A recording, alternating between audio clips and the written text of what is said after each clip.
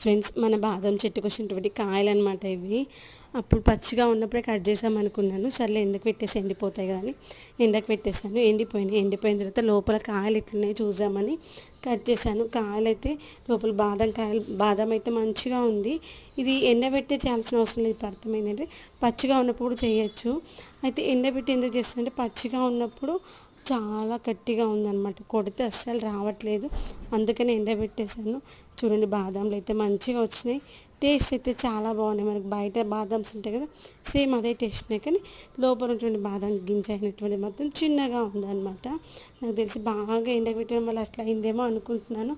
చూడండి ఎలా ఉన్నాయో బాదం కాయలు, బాగున్నాయి కదా. మీకు నచ్చిందా? నచ్చినట్లయితే లైక్ చేయండి. మీకు కూడా బాదం చెట్టు ఉంటే ఇలా ట్రై చేయండి.